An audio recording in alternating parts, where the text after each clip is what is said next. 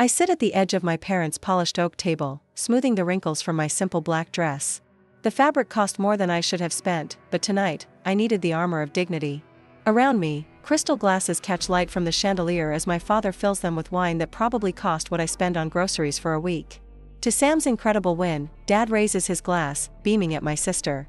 Youngest attorney in the firm's history to win a case of this magnitude, my mother reaches across the table to squeeze Sam's hand.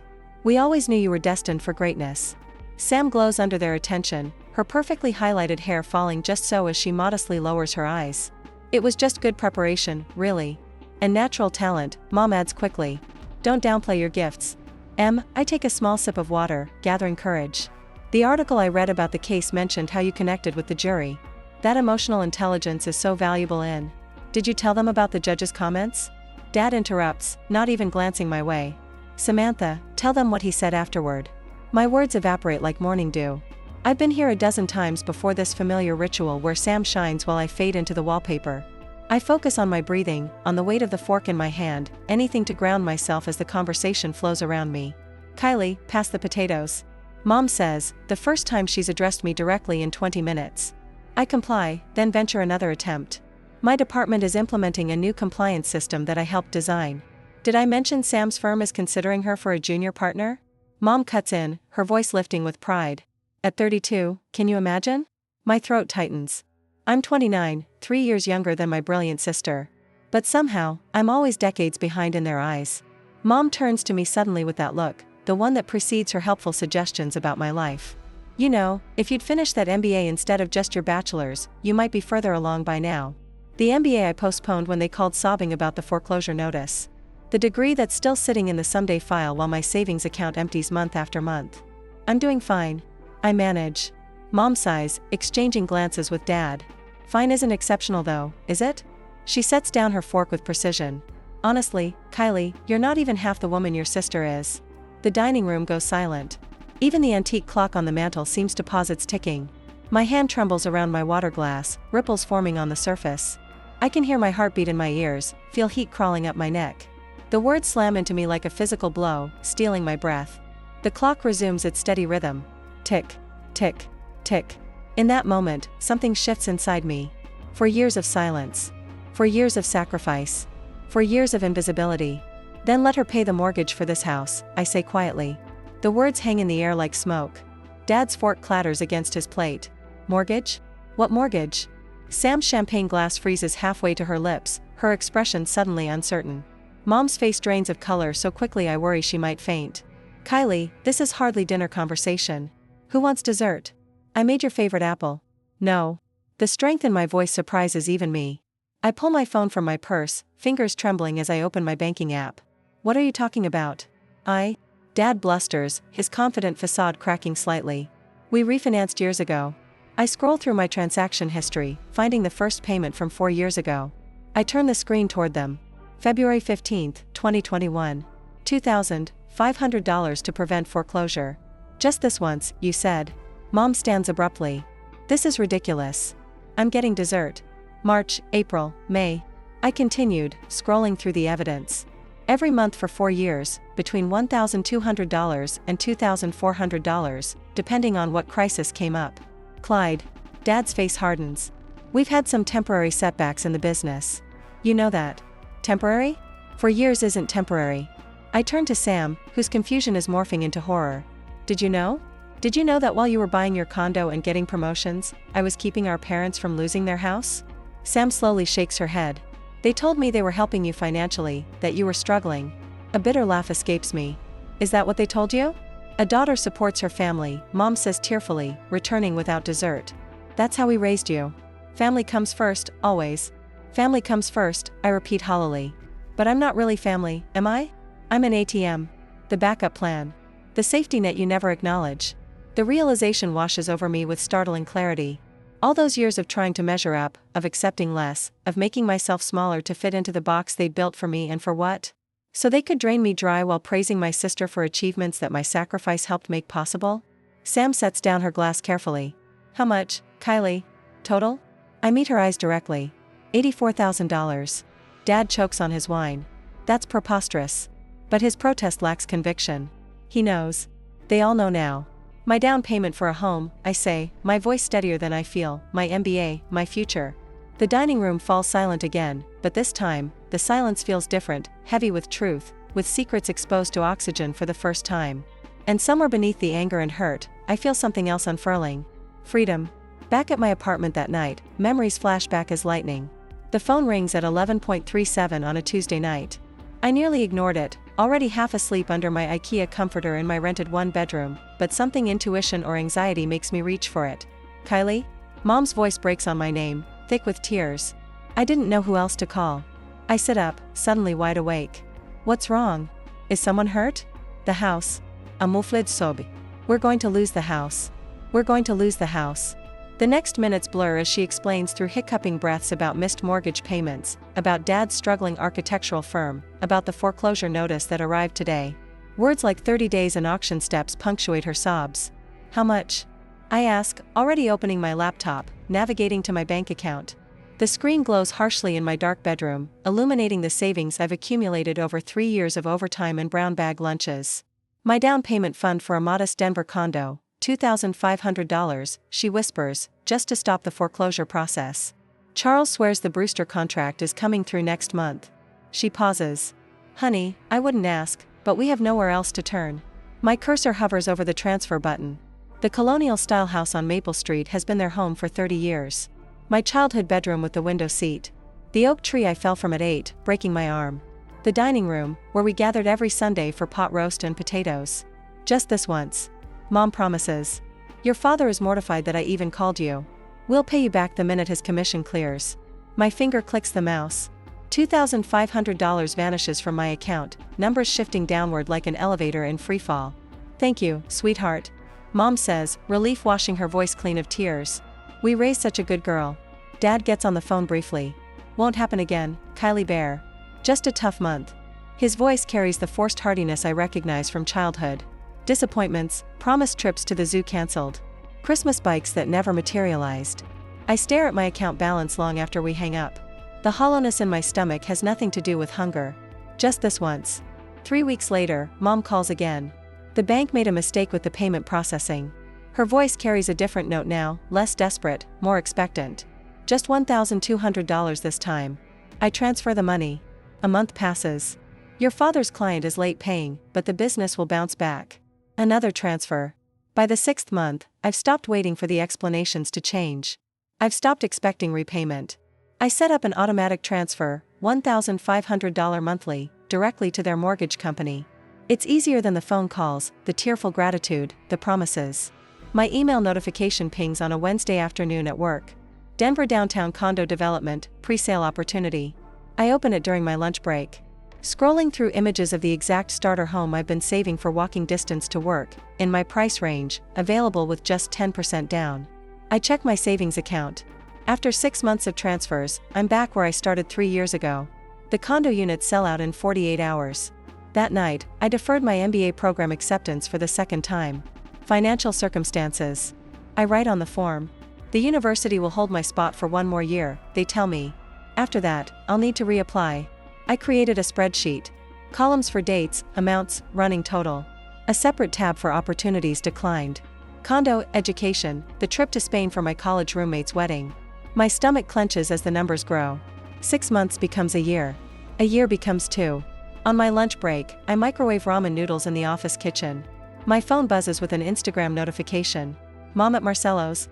The upscale Italian place downtown, captioned. Anniversary dinner. Blessed. Dad's new golf clubs lean against their dining room wall in the background of another photo the following week. Can't make it this weekend. I text my friends who are planning a short camping trip. Last. Adulting. The comments overflow with family congratulations. Your sister always had such a good head on her shoulders. Mom tells me at Easter dinner, while I sit quietly, calculating how many more months of payments until I can restart my MBA fund. Financial independence is a sign of maturity. I nod, swallowing both the irony and the instant mashed potatoes. At the office holiday party, Jessica from accounting slides into the chair beside me. You okay? You've been brown bagging it for months. Her eyes, kind behind tortoiseshell glasses, hold genuine concern rather than pity. Just saving, I say, the light automatic by now. She studies me over her glass of cheap Chardonnay. For what exactly? Because you never actually seem to buy anything. Something in her direct gaze breaks through my deflections. Over after-work coffee that turns into dinner, the story spills out 4 years, $84,000, the endless cycle of obligation. Jessica sets down her mug with a decisive click against the table. Kylie, you can't set yourself on fire to keep others warm. They're my parents, I say, but the words lack conviction. And you're their daughter, not their bank. She pulls a napkin toward her, uncaps a pen. Let's do some math. We calculate the true cost. Not just dollars, but compound interest lost, career advancement delayed, retirement contributions missed. The final sum makes my hands shake. They wouldn't understand, I whisper. Maybe not, Jessica agrees. But do you understand what you're giving up? That night, I stare at my bank app, thumb hovering over the automatic transfer. For years, $84,000. My finger trembles, not yet ready to press cancel, but for the first time, I can imagine doing so. Just this once, I think. I could skip just this once, see if they notice, see if they care. I press my thumb against the cool glass of my phone screen and close my eyes. When I open them, the transfer confirmation stares back at me, one more month of setting myself on fire. But something has shifted. In the reflection of my darkened phone screen, I catch a glimpse of determination in my own eyes that wasn't there before. As I didn't sleep after this terrible dinner, the bank app glows on my phone screen at 5:48 a.m. on Monday morning. I haven't slept. My thumb hovers over the cancel automatic transfer button as sunlight begins to peek through my apartment blinds. For 4 years, I've transferred between $1,200 and $2,400 each month to my parents' account, money that should have built my future. $84,000.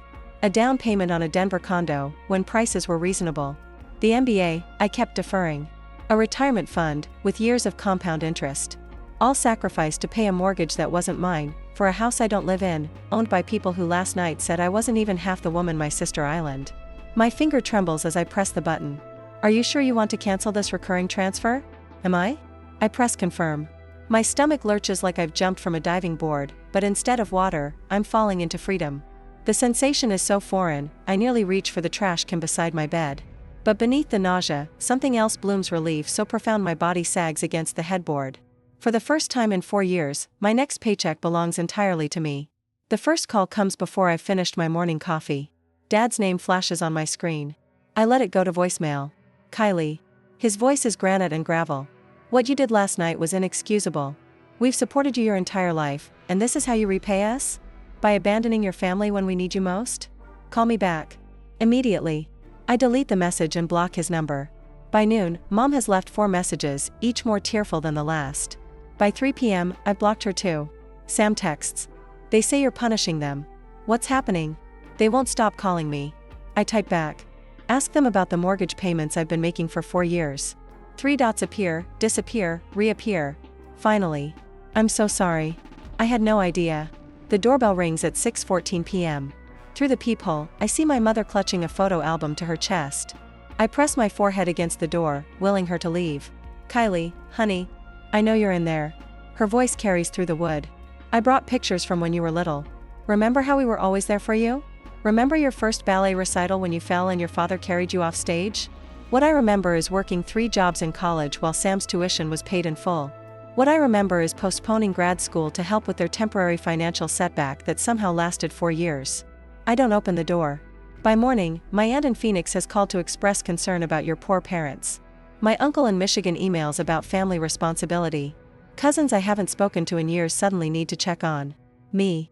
The family mobilization is impressive in its coordination. They're good, Jessica says over coffee at the shop across from our office. She's the first friend I've confided in about the full situation. I've got to hand it to them.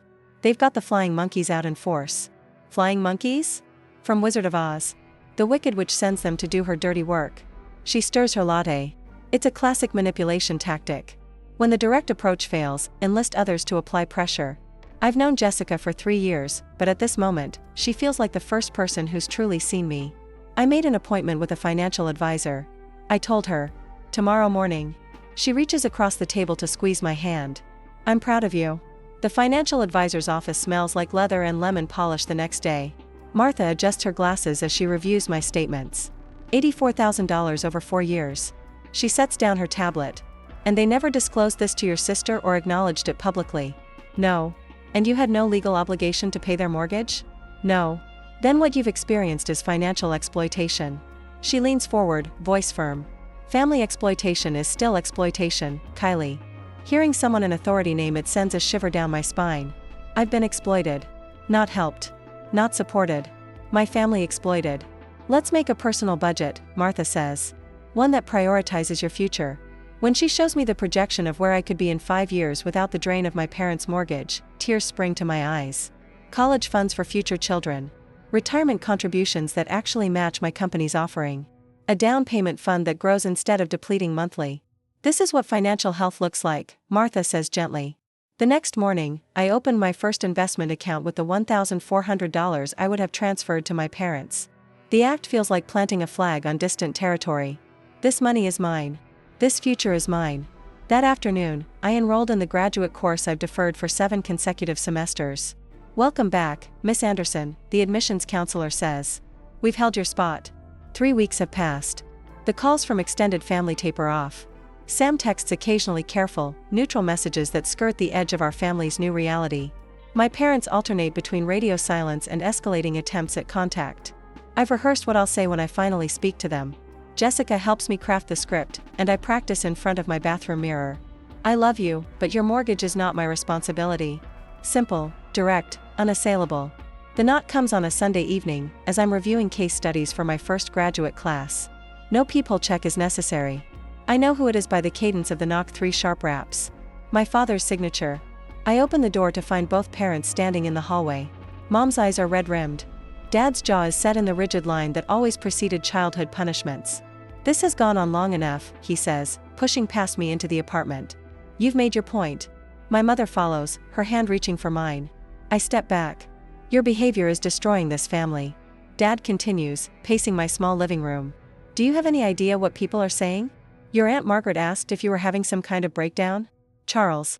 Mom murmurs, a caution in her voice. No, Elaine. She needs to hear this. He turns to face me. You've embarrassed us. You've created a family crisis over a little financial help that any daughter would provide without question. $84,000 is not a little help. I say, my voice steadier than I feel. You're killing me with this betrayal, Mom whispers, tears spilling down her cheeks. After everything we've done for you. The rehearsed script evaporates. In its place rises something raw and real and entirely mine. I love you both, I say. But your mortgage is not my responsibility. It never was. My father's face flushes crimson. So that's it? You're just abandoning us? I'm not abandoning you. I'm stopping the abandonment of myself. The words hang in the air between us, undeniable in their truth. They leave 7 minutes later, my mother sobbing, my father rigid with fury. As the door closes behind them, my knees give way. I slide to the floor, tears streaming down my face, my body shaking with sobs that feel ripped from somewhere primal. But beneath the grief, runs a current of something unexpected lightness. As if heavy stones have been lifted from my pockets after years of carrying their weight. That night, I slept 8 uninterrupted hours for the first time in 4 years. When morning comes, I stand at my window watching the sun illuminate the city. Denver spreads before me, familiar yet somehow new, a landscape of possibility rather than obligation. For the first time since that late-night call 4 years ago when my parents' desperation became my burden, I feel the contours of my own life taking shape. I am not half of anyone. I am whole. I wake up to sunlight streaming through curtains I actually chose. 6 months ago, I'd have been checking my bank app first thing. Calculating how much I could spend on coffee after the automatic transfer to my parents' account cleared. Today, I stretch luxuriously and smile at the ceiling. My ceiling. My rules. My money. The promotion notification had appeared in my inbox yesterday afternoon. Project team lead. The words still don't feel real. Your dedication and analytical skills make you the perfect candidate, my boss had said, actually looking me in the eye. The whole department recognizes your contributions, Kylie. If they're Ba and Diddy. Recognition. The word settles in my chest like a warm stone. I pull on running shoes and head out for my morning jog, nodding to Mrs. Winters walking her corgi. She waves enthusiastically. Big day for your Italian cooking class, right? The final dinner. Lasagna from scratch, I called back. I'll bring you leftovers. 6 months ago, I wouldn't have known my neighbor's name. Wouldn't have signed up for community center classes. Wouldn't have had the money for ingredients beyond ramen and peanut butter. My phone buzzes in my pocket. Jessica from work. The hiking group's meeting at Boulder Creek Saturday, she says when I answer. You in? Absolutely, I reply, thinking of the new boots I bought myself last month. The Rockies have become my sanctuary. the vastness putting my family drama into perspective. Last weekend, I stood on a summit and screamed into the wind until my throat burned and something inside me loosened. When I returned to my apartment, there's an envelope in my mailbox. Thick, official looking. I open it standing right there in the lobby, my heart hammering as I unfold the letter. Dear Miss Anderson, we are pleased to inform you of your acceptance. I press the letter to my chest, vision blurring. Graduate program, the one I deferred 4 years ago when that first desperate call came from my parents. My phone rings again. My Aunt Gloria this time. Your father asked me to call you, she begins, her voice apologetic. He says the doctor is worried about his blood pressure, the stress of possible foreclosure. The mortgage is current through next month. I interrupt, having checked their account status online. I'm sorry about his health concerns, but I can't help anymore. Aunt Gloria sighs. He mentioned there might be some misunderstanding about family obligations. No misunderstanding, I say firmly. I love you, Aunt Gloria. Tell Dad I wish him well. I hung up and checked Facebook. Mom's latest post appears at the top of my feed. Heartbroken when children abandon parents who sacrificed everything for them. Family should be forever. 17 sympathetic comments from relatives who don't know the whole story. I close the app without responding and turn to my email. Sam has sent a tentative message. They're saying some worrying things about money. Are they really facing foreclosure? I'm confused about what's happening. I type back. They have options they're unwilling to consider. I'm happy to explain everything if you want to hear my side. Before I can overthink it, I send the email and head to the shower. Work awaits, and today I'm leading the morning briefing on our new compliance system, my system, the one I designed. The meeting room falls silent when I walk in. 6 months ago, I'd have assumed it was dismissal. Today, I recognize respect. The implementation numbers are impressive, says Thomas, our director. Kylie's design has reduced processing time by 32%. My colleagues applaud. Not polite golf claps, but genuine appreciation. I stand straighter and begin my presentation with confidence I'd never have recognized in myself before. That afternoon, my desk phone rings with an unfamiliar number. Kylie Anderson? This is Marissa Johnson with Parker Executive Search. I'm calling about a director position in Seattle. I nearly dropped the phone. I'm sorry? Your name was recommended by someone who was very impressed with your compliance system design. The position is with Westlake Financial Technologies. Would you be interested in discussing it? My mouth goes dry. Seattle? 45% salary increase from your current position, plus equity. I scribble the number on a post-it, promise to call back, and sit stunned at my desk. Seattle. 3 states away from the magnetic pull of familial obligation. A director position leapfrogging 2 management levels. That evening, I opened my laptop and requested a virtual tour of apartments in Seattle. The realtor shows me a 14th floor unit with floor-to-ceiling windows. The Space Needle gleams in the distance. What's the price range? I ask cautiously.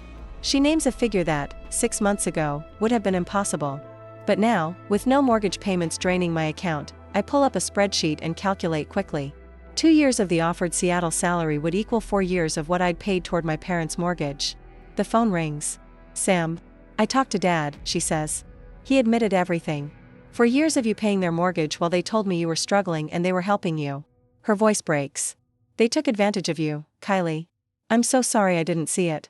Something shifts inside me, the last piece of a puzzle clicking into place. It's not your fault.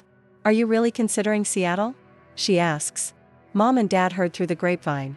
They're furious you didn't tell them first. I laugh softly. Seattle feels right.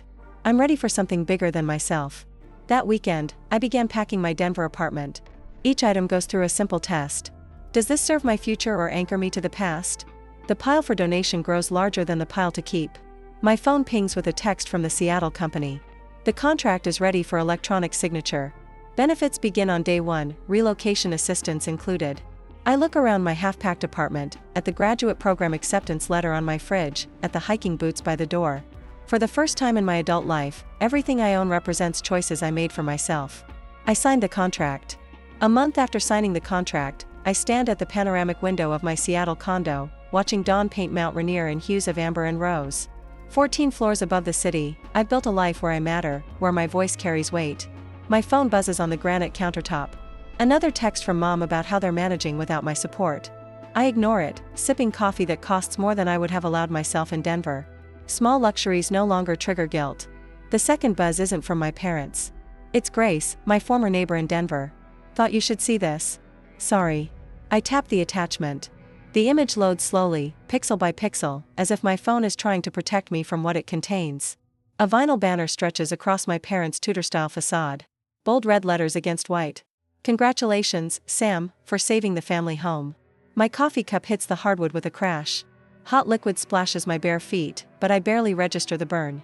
My lungs compress as if squeezed by invisible hands. For years, I whisper to the empty room. $84,000. I sink to the floor, ceramic shards pressing into my palms. Not from weakness this time. From rage so pure it requires anchoring to the physical world. They've erased me. Again. But worse, they've rewritten history entirely. When my breathing steadies, I retrieve my laptop and open my banking app. For years of statements.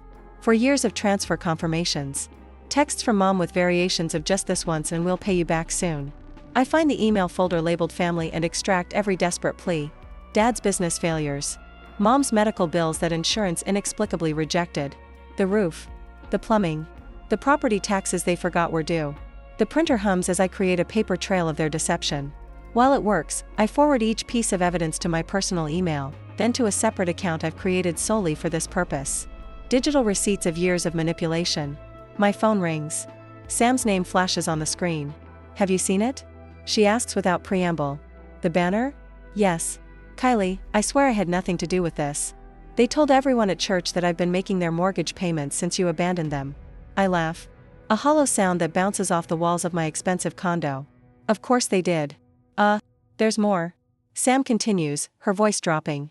They're hosting a family appreciation dinner next weekend. To honor my sacrifice. The formal invitation arrived in my email that afternoon. Cream-colored electronic stationery with flowing script. Join us in celebrating Samantha's selfless dedication to family values. Mom's voicemail follows. We hope you can set aside our differences to celebrate your sister. Family should support each other in times of recognition. Family should support each other in times of recognition. I trace my finger over the date. Next Saturday, I could book a flight. I should book a flight. I dial Jessica, my former coworker who first helped me see the patterns. They're crediting Sam with paying their mortgage. I tell her, my voice surprisingly steady. They're throwing her a party for something I did for 4 years. Jessica's silence speaks volumes before she responds. What are you going to do? I'm going to Denver. To confront them? No, I say, clicking open my laptop. To tell the truth. Saturday evening, I stand on the familiar porch. Inside, voices mingle with classical music. Dad's carefully curated playlist of impressiveness. I'm wearing a tailored charcoal suit that cost more than I would have spent on 3 months of clothes in my old life. Power armor. Golf club memberships. Weekend getaways.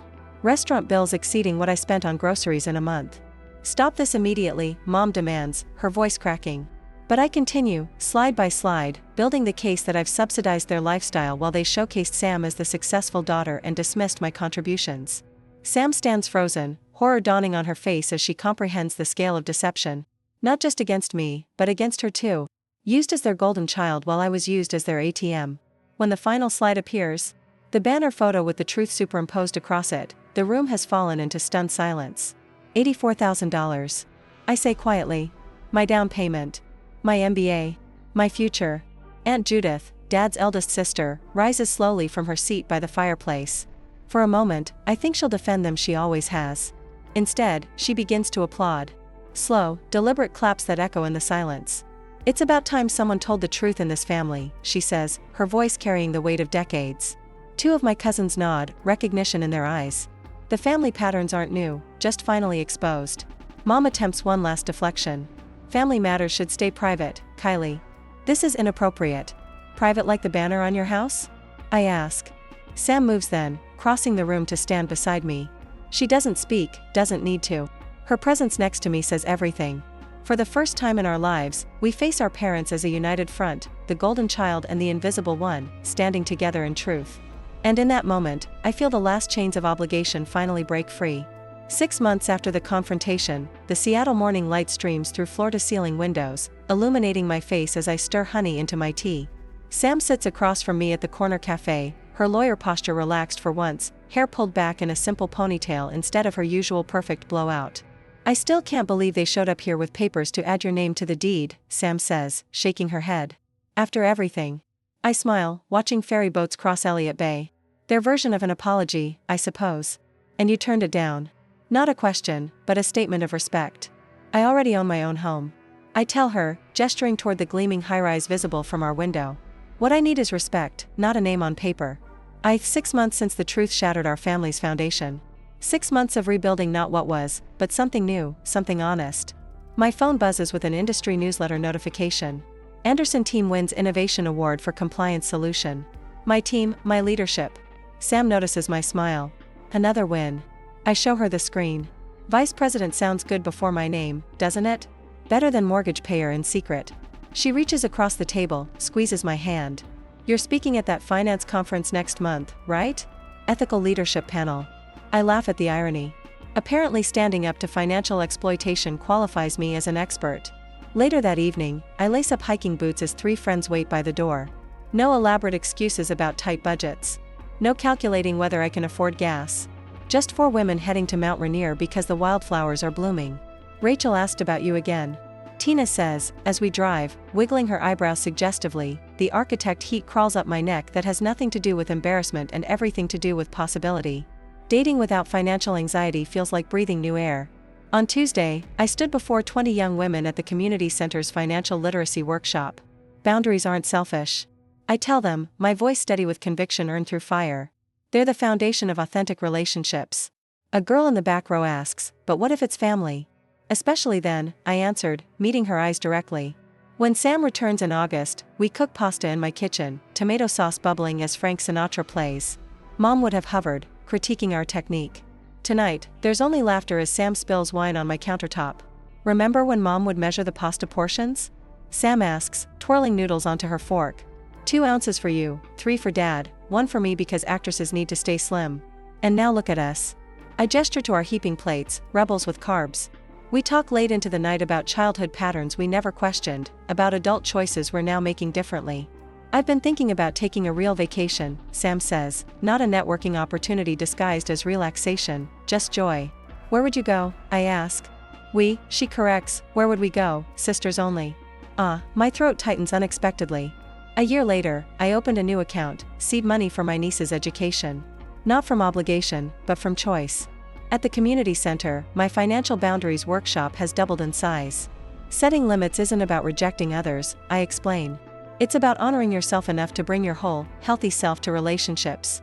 In my journal, I write, year 1 of my authentic life at the top of a fresh page. Below it, not accomplishments or goals, but truths. That worth isn't measured in sacrifice. That love without respect is just used. That starting over at 30 isn't failure, it's courage. Evening finds me on my balcony, watching sunset paint the Olympic mountains gold, then purple, then blue. No phone buzzing with financial emergencies. No mental calculations of what remains in my account. Just this moment. Just me, finally home in my own life.